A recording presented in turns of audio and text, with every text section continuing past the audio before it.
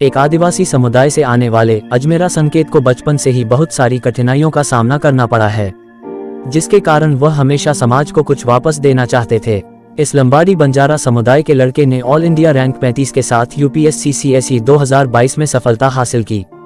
हैदराबाद तेलंगाना के रहने वाले संकेत ने साल 2017 में आईआईटी दिल्ली से मैकेनिकल इंजीनियरिंग में बीटेक में स्नातक की पढ़ाई पूरी की।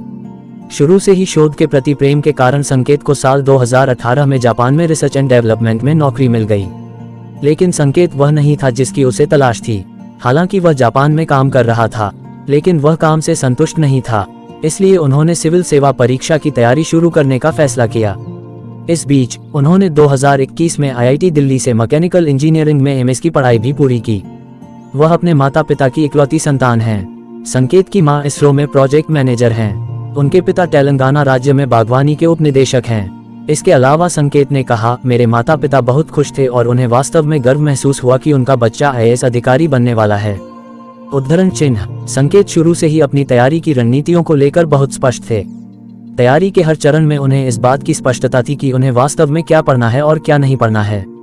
इससे उन्हें काफी मदद मिली और इस कठिन परीक्षा में उन्हें रैंक 35 प्राप्त हुआ। उन्होंने बताया कि वह हर महीने, हर हफ्ते और हर दिन के लिए रणनीति बनाते थे।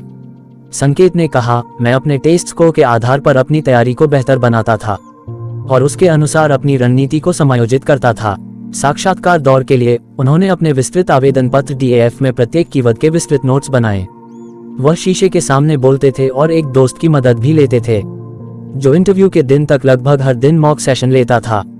मेरे व्यक्तित्व परीक्षण के दौरान बोर्ड के सदस्यों ने मुझसे 3 राष्ट्रीय स्तर के नीतिगत बदलावों के बारे में पूछा, जो एक कठिन खुला प्रश्न था।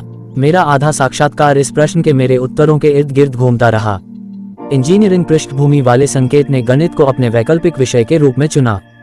उनका कहना है कि उन्हें हमेशा से ही गणित के सवाल हल करना पसंद था।